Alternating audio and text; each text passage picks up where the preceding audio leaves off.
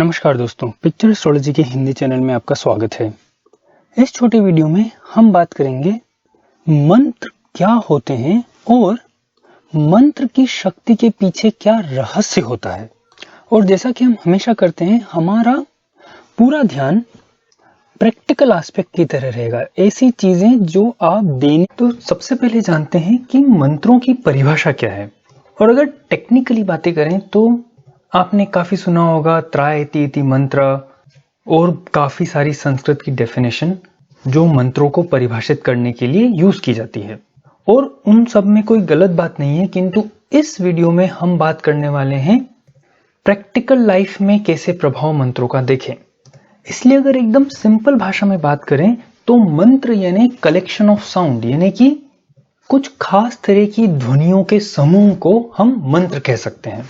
और विज्ञान इस बात को बताता है कि हर ध्वनि या हर साउंड की एक फ्रीक्वेंसी होती है और हर ध्वनि एक ऊर्जा का प्रकार है, यानी कि हर साउंड की अपनी एक अलग ऊर्जा, एक अलग शक्ति होती है। और मंत्र इन्हीं शब्दों की शक्तियों के मानव जीवन पे होने वाले प्रभावों के ऊपर अपनी क्षमता दर्शाता है। यानी कि हर ध्वनि का आपके मानसिक, शारीरिक और व्यवहारिक जीवन पे एक अलग प्रभाव होता है, और मंत्रों में उन ध्वनियों को बहुत ही वैज्ञानिक तरीके से एक साथ जोड़ा जाता है।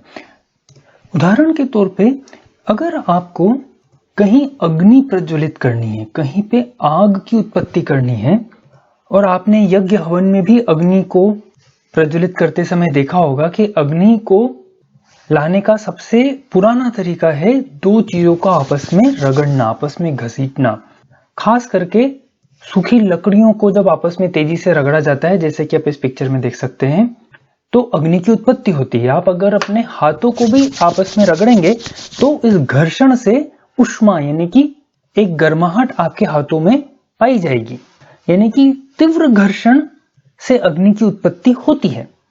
अब अगर आप हिंदी वर्णमाला या संस्कृत वर्णमाला के अक्षरों को देखें तो इन सारे अक्षरों में र की ध्वनि, र यानी अंग्रेजी में अगर देखें तो इंग्लिश के आर लेटर में जो आखिरी ध्वनि होती है, जो र का साउंड है, अगर इसको आप जरा ध्यान से उच्चारण करें तो आप पाएंगे कि र र र। आपके मुख में, आपकी जिह्वा में सबसे अधिक घर्षण सिर्फ र की ध्वनि से होता है। जितना अधिक फड़फड़ाहट, जितना तीव्र घर्षण र के साउंड में होता है, उतना और कोई भी अक्षर घर्षण उत्पन्न नहीं करता। और आपको ये जान के शायद आश्चर्य हो सकता है या अच्छा भी लग सकता है कि र की ध्वनि को मंत्र शास्त्र में अग्नि तत्व का मूल मंत्र माना गया है, यानी कि फायर का बीज मंत्र र का साउंड ऊष्मा या गर्माहट को उत्पन्न करने वाला है। और काफी ऐसे वैज्ञानिक प्रयोग भी किए गए हैं जिससे अगर आप र की उच्चारण थोड़ा लंबे समय तक करें तो बॉडी टेम्परेचर में भी फर्क पड़ता पाया गया है। तो इससे आप बिल्कुल प्रैक्टिकली देख सकते हैं कि र की ध्वनि जो मंत्र शास्त्र हजारों सालों से अग्नि तत्व का या अग्नि का मूल मंत्र मान के दर्शाता रहा है, वो प्रैक्टिकली भी ऊष्मा उत्पन्न करता है। इसी तरह अगर हम एक दूसरा उदाहरण लें और देखें कि जब कोई बच्चा रो रहा होता है, भले ही वो एक नवजात शिशु यानी कि इन्फेंट जो अभी अभी जन्मा है, जिसे इस दुनिया की कोई समझ बूझ नहीं है, वो भी जब रोता है तो उसे चुप कराने के लिए जो यूनिवर्सल साउंड, जो यूनिवर्सल ध्वनि शांति के लिए यूज की जाती है, वो है श की ध्वनि। आपने इंग्लिश की कॉमिक्स में भी देखा होगा कि जब किसी को चुप करना होता है तो वो श का यूज करते हैं।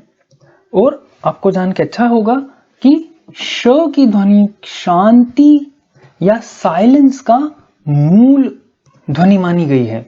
और शांति के लिए जो मूल मंत्र यूज किया जाता है, शांति ही शांति ही, इसका मतलब होता है श से शांति और आगे अंति ही, यानी एक ऐसी शांति जिसमें एक दिव्यता हो। देखिए, शमशान में भी शांति होती है, पर शमशान की शांति डरावनी शांति होती है। और शांति ही जो मंत्र है ये शमशान की शांति को दर्शाता नहीं है, ये आपके मन में एक स्थिरता, एक कामनेस लाता है। शमशान की शांति, वही शांति आपके मन में एक विचलित भाव उत्पन्न कर देती है। परंतु शांति ही मंत्र का जब आप खुद अनुभव करें, अपनी आंख बंद करके 10 बार 21 बार जितनी बार आप कर सकें, धीरे से शांति ही इस मंत्र का अगर आप जाप करेंगे तो थोड़े ही समय में आपको आपके शरीर के एक एक सेल में शांति का अनुभव होने लगेगा। और इसका आप ऑपोजिट ट्राई करें। शांति वर्ड को इंग्लिश में कहते हैं पीस। आप आंख बंद करें और जोर से पीस पीस ऐसा बोलें तो आप पाएंगे कि आपके शरीर में एक अजीब सी विचलित कर देने वाली ऊर्जा, एक अलग सी उद्वेलनता पैदा होने लगती है, क्योंकि प शब्द का जो ऊर्जा से संबंध है वो श शब्द जैसा नहीं है। प की ऊर्जा, खासकर प में बड़ी की मात्रा पी वाली ऊर्जा जिसका उच्चारण पीस में होता है, वह ऊर्जा इंग्लिश के PICE पीसेस, छोटे छोटे टुकड़े कर देने वाली जैसी है। और पीस वर्ड का उच्चारण आपके मन में वो शांति कभी उत्पन्न नहीं कर सकता जो शांति शब्द का उच्चारण कर सकता है। भले ही कहने के लिए इनके अर्थ, पीस का अर्थ भी शांति से हम मान लेते हैं, परंतु इस शब्द की, इस ध्वनि की जो मानव जीवन पे प्रभाव हमारे ऋषि मुनियों ने वर्षों के अनुभव से प्राप्त किया था, वह यह था कि प की ध्वनि विचलित कर देने वाली है। इसलिए पीस को आप कितना भी बोलें, आपका मन शांत नहीं हो पाएगा। तो इस तरह इस एक और उदाहरण से आप अच्छे से समझ सकते हैं कि मंत्र शास्त्र ने कितनी गहराई में जाकर मंत्रों की ऊर्जा, मंत्रों की एनर्जी, जो कि अब मॉडर्न साइंस भी कहता है कि हर शब्द में एक एनर्जी है, पर मॉडर्न साइंस ये नहीं पता कर पा रहा है कि उन एनर्जी का मानव के शरीर पे और इस संसार में भी क्या प्रभाव पड़ता है। और हमारे वैदिक शास्त्रों के हिसाब से जब इस संसार की सृष्टि हुई थी, जिसे बिग बैंग भी कहते हैं, जब परमपिता परमेश्वर ने सबसे पहले इस संसार की सृष्टि की, तब सबसे पहली भौतिक चीज जो अस्तित्व में आई वह एक शब्द था, वह एक आवाज थी, एक गुंजन था, एक साउंड था। और इन्हीं शब्दों की शक्तियों से इस संसार के भिन्न भिन्न दूसरे रूप सामने आए। मतलब सबसे पहले शब्द आया और उसके बाद बाकी चीजें अस्तित्व में आई। इसीलिए मंत्र शास्त्र इस संपूर्ण ब्रह्मांड को विभिन्न मंत्रों और ध्वनियों के माध्यम से कंट्रोल करने की क्षमता रखता है। और एक और बहुत बड़ी बात जो अब आप लगभग समझ गए होंगे, वह यह है कि मंत्रों की शक्ति उनमें निहित है। यानी कि अगर आपको कोई, और खासकर ये सात्विक मंत्रों के लिए खास माना जाता है, कि अगर आपको मंत्रों में या किसी भी मंत्र में कुछ खास श्रद्धा नहीं है या आपका उसमें विश्वास नहीं है, यानी कि आप मानते ही नहीं कि मंत्र पढ़ के क्या होगा या मंत्र जाप करके क्या होगा, आपके मन में कोई विश्वास नहीं है, तो भी जैसे कि एक चक्कू होता है, अगर चक्कू तेज धार का है तो अगर आप उसको अपनी उंगली पे लगाएंगे तो उंगली काटेगा ही काटेगा, भले ही आपकी श्रद्धा विश्वास उसमें हो या ना हो, भले ही आप उसको प्यार से काटें या गुस्से से काटें, आपका हाथ कटेगा ही, क्योंकि वो ऊर्जा ही ऐसी है। उसी तरह सात्विक मंत्रों में भले ही आपकी श्रद्धा और विश्वास ना हो, वो मंत्र काम करते हैं। हाँ, मैं यहाँ पे श्रद्धा और विश्वास होने को बिल्कुल भी किसी तरह से नेगेटिव नहीं कर रहा हूं। अगर आपके मन में किसी चीज के प्रति अटूट श्रद्धा है तो उसका प्रभाव एक अलग लेवल पे होगा, वो एक अलग डायमेंशन में, एक अलग ही स्तर पर आपकी साधना को लेके जाएगा। उसके बारे में हम कभी अलग चर्चा करेंगे। परंतु इन जनरल अगर आपके मन में श्रद्धा विश्वास नहीं भी है और आप मंत्र का जाप कर रहे हैं, या फिर अगर आप उस मंत्र को सुन भी रहे हैं, क्योंकि वो ध्वनि आपके कान में जा रही है और वो ऊर्जा काम करेगी ही करेगी, तब भी मंत्रों का प्रभाव आपके जीवन में पड़ता है। इसलिए मंत्र शास्त्र एक अत्यंत पावरफुल मैकेनिज्म है जिसका ज्योतिष शास्त्र भी बहुत यूज करता है मानव जीवन में उन्नति और समृद्धि लाने के लिए। और खासकर अभी नवरात्रि आने वाली है 17 अक्टूबर से। नवरात्रि के दिनों में मंत्र शास्त्र की महिमा और बढ़ जाती है, क्योंकि ये 9 दिन शक्ति माता के दिन है।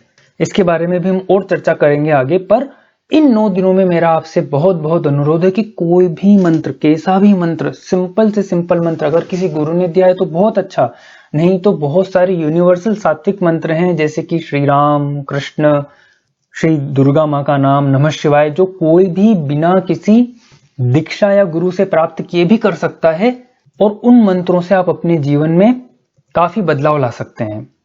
तो दोस्तों, मैं आशा करता हूं कि आपको मंत्रों की शक्ति को आज के जमाने के हिसाब से समझने और नई पीढ़ी और अपने बच्चों को समझाने में भी इस वीडियो से थोड़ी हेल्प जरूर मिलेगी। आप कमेंट में प्लीज जरूर बताएं कि इन मंत्र शक्ति के बारे में और आगे आप क्या जानना चाहते हैं, क्योंकि मंत्रों का भिन्न भिन्न ग्रहों से काफी गहरा रिश्ता है। बीज मंत्रों का अलग अलग एनर्जी से, जैसे हमने देखा र का अग्नि से, श का शांति से इत्यादि, काफी गहन शास्त्र है ये, और इसके बारे में हम बहुत लंबी सीरीज कर सकते हैं। और आपके कमेंट के आधार पे मैं इस सीरीज को आगे बढ़ाऊंगा। तो आपका ये वीडियो देखने के लिए बहुत बहुत धन्यवाद। नवरात्रि में आप जरूर किसी न किसी मंत्र का उपयोग अपने जीवन में करें, इसी आशा के साथ बहुत बहुत धन्यवाद।